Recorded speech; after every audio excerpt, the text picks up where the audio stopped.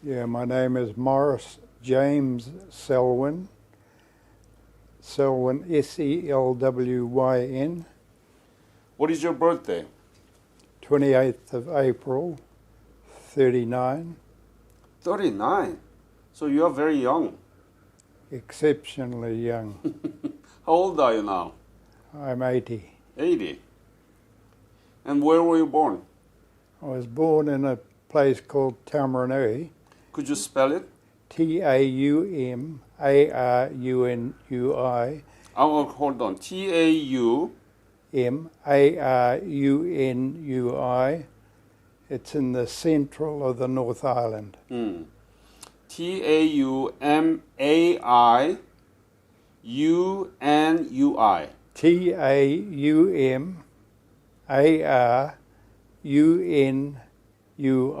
Got it. Very. Could you pronounce it again? Taumarunui. Taumarunui. Taumarunui. Taumarunui. Okay.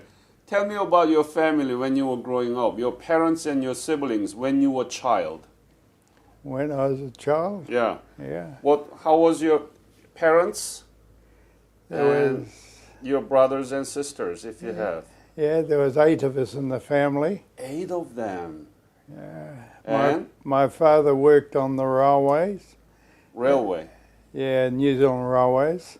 Mm-hmm. And obviously my mother stayed at home and looked after the brood, which was obviously quite extensive. Yeah. So your father was railway, so it was a very secure job. Tell me about the school you went through. Went to marvellous school, great teachers, and long-serving teachers. They were involved. I can remember the Primer 1 teacher still being there when I left from Standard 6, so she would have been there more than 10 years. I don't think they get the same today. My understanding, a lot of them, they flit in and out and change jobs. People didn't change jobs in New Zealand in the 1940s and early 50s. They were more stable than they are today, I think. So let me ask this question. That great teachers, did they teach you anything about Korea? Not at all. Not at all. Not at all. I learned about Korea when I joined the Navy in 1953. And so you didn't know anything about Korea? Didn't know anything about Korea. Went to school to play rugby, and yeah, that was about it. And so before you joined the Navy in 1953, what did you do? Well, apart from leaving school, I was probably without schooling or a job for about 3 to 4 months, and I joined the Navy. Right away. And why Navy, not Air Force, not Army? There's a friend of ours, the local MP, David Seath. He was in the Navy during the war, and I think we were, and my elder brother joined the Navy ahead of me. So I see. So where did you go? Oh, go ahead. And with 8 in the family, we got out of the family, as soon as we could to release Mother and Father. We had a very, very small house, where 10 of us were really brought up. So, we joined the Navy, and we, obviously. Where did you get the basic military training?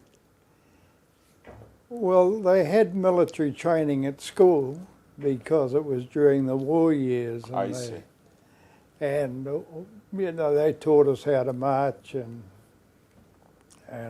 things like, you know, small, I call them naval things because that's where we, you know, that's where we started our naval life probably at school. Mm-hmm. It was a very, very good school. We were lucky then.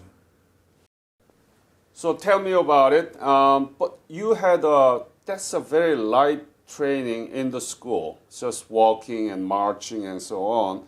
But you need drill and real basic training to be a Navy crewman, right? Oh, they kick you into line when you join the Navy, mate. They, you know. So you didn't get the real basic training? No, not at all. Not at all. No, no. That's no. ridiculous. Oh, well, we spent the first 9 months Yeah. down at a place called Motahi, which is an island. And that's where we did all our What did you do there? basic naval training. So you yeah. received the basic training. Oh, there. yeah, absolutely. Yeah, when I joined the Navy, Yeah. but not prior to that. Right. And then from there, what did you do? Where did you go? I joined the ship. I joined the ship, the HMNZS Canary. HM. NZS Uh-huh. Canary, spelled K-N-I, I'm sorry? K-A-N-I-E-R-E, Canary. It's named after one of the lakes in the South Island. Yeah. What kind of ship was it? It was a frigate. 1 4-inch gun, and they had bofors. Could you spell it? What, Canary or? No. Freeze it. Frigate. Frigate. Yeah, F? F-R-I-G. A-T-E, frigate. Frigate. Yeah, So how many people there, soldiers were there? 110. 110. Yeah. And what was the basic mission of this, the frigate? Oh, it was more of a support vehicle.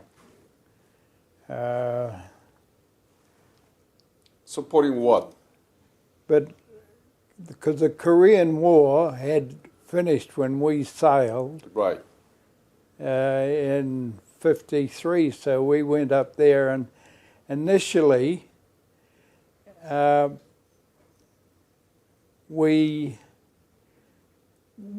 when we left Hong Kong for Japan, because that's where we were stationed, When was it?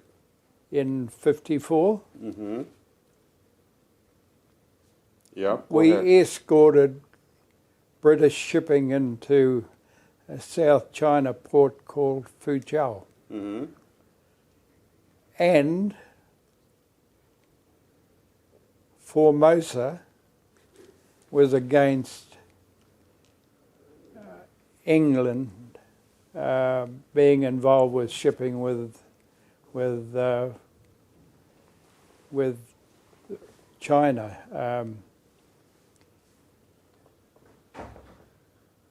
England supported and recognised Red China.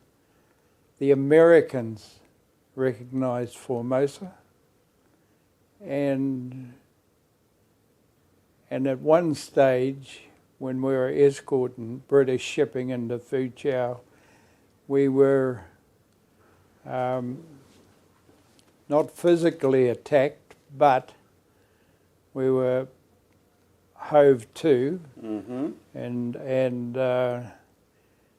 there was 3 Formosa gunboats with 6-inch guns, and we had 1 4-inch pop gun, and they challenged us.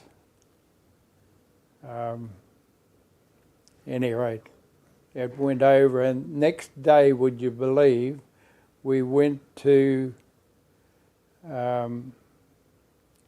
Japan, not Korea, it was Kobe, to fuel, and opposite the wharf was 2 Formosa gunboats, because the Americans were, they recognized Formosa. Mm. So it was a hell of a situation. Right. We were tied up on one side of the wharf, and the Formosa gunboats were tied up opposite.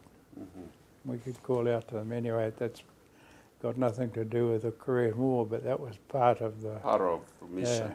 Yeah. Mm. So what did you do on Korea? Any special mission you carried? Well, we were on the east coast, Payeongdo, and West Coast, Baekneungdo. Panyongdo, yeah. Yeah, that's the West Coast. Yeah, west coast, Yeah. yeah. And what was the river? We went up, Han River? yeah, the Han. Yeah. We sailed up that for a day. I can remember that. So that was 1954? 54, yeah. What did you do in Baekneungdo? All we did was just cruise up and down. We weren't engaged in any warfare, obviously. Mm-hmm.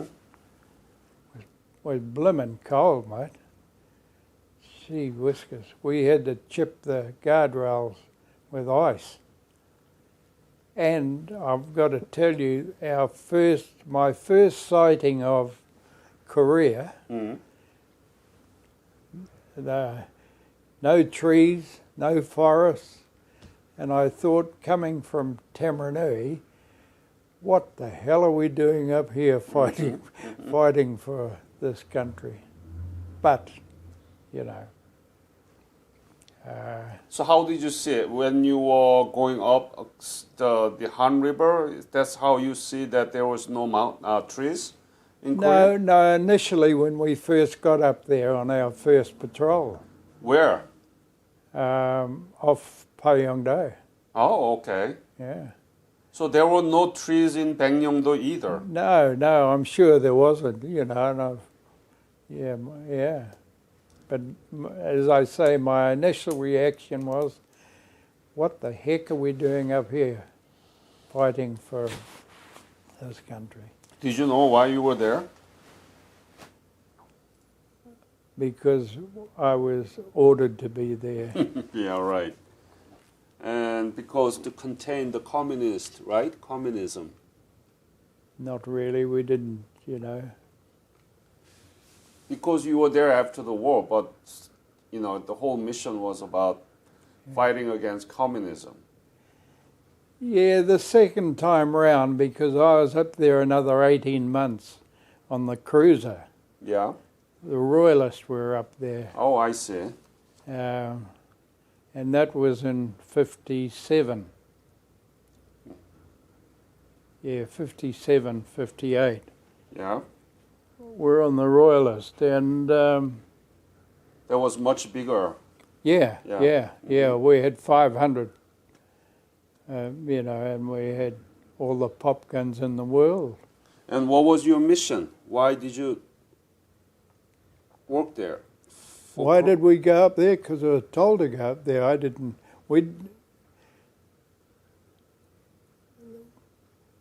You didn't query anything in the Navy. Yeah. But what did you do there? Mission. What was mission? We Just patrol? Just patrolled, yeah. Where, in West Sea or East Sea? Look, I can't remember. Yeah. Did anything special happen during your service there? Any gunfight or No, but I encounter tell you, with enemy? no, not really. We had the Asian flu when we were up and one of our personnel were buried in Seoul, and they have since repatriated him back to Hamilton. He was a classmate of mine, and What happened to him? Oh well, there was about 40 of us went down with Asian flu. Oh, Asian flu. Yeah. Oh, I see. I'm sorry. Any other special episode that you remember with regard to your service during? Yeah, we went ashore, and the thing that really got up my nose and has always got up my nose was we went ashore and the Americans had a PX ashore, and our guys were really brassed off with the way that the Americans treated the ladies from Korea, the American woman, rather the Korean woman? the Korean woman. And how did she treat you? Sorry? What was the problem with her? No, with American women as a whole that were involved, that worked at this PX. And yeah, I don't know where it was, but we went ashore and the Americans, bloody had everything there, you know. We didn't have half the stuff on board a ship that they had. But the way, and it's always stuck in my mind, the way the Americans treated the Korean ladies. Oh. And, you know, and it wasn't the Negroes as such, it was both fractions of the White. Of the Americans as such. And I've never ever forgiven them. And What is it? How did they treat? well, you know, I think they were downright rude, and they, you know, if they asked for anything or demanded anything, their demands were excessive and really brassed us off. And there was a collection of us, probably half a dozen, and, you know, we wanted to get into fisticuffs with the Americans, but we went back on board. But that was a lasting impression of how the Americans treated the Korean females or women. Yeah. And it's reflected on me back here with Korean ladies as well in New Zealand.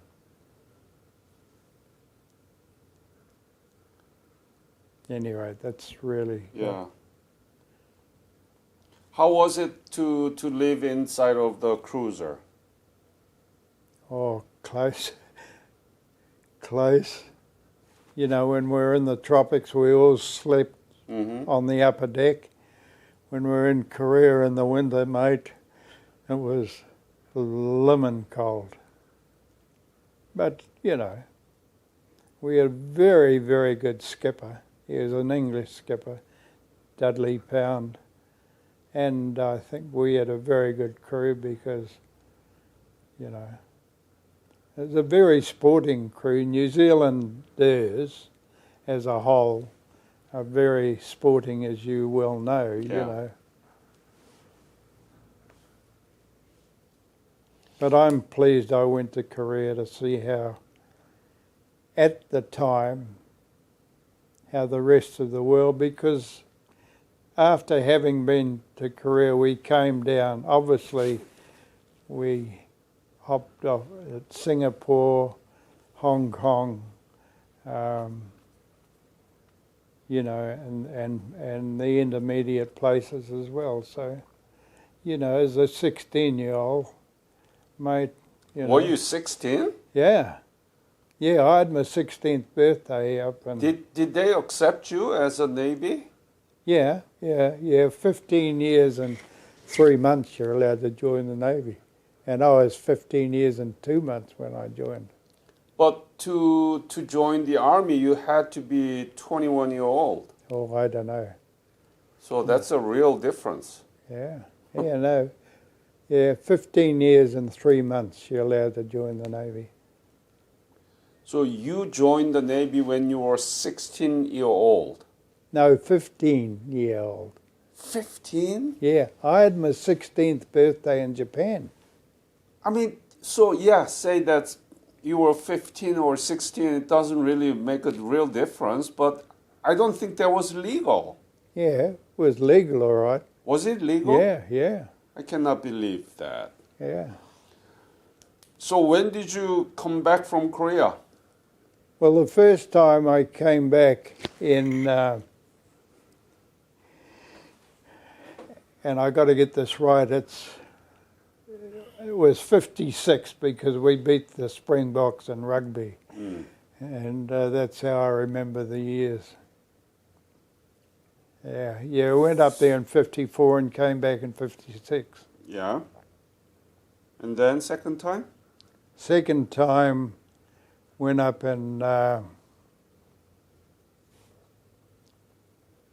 58 and came back in 59.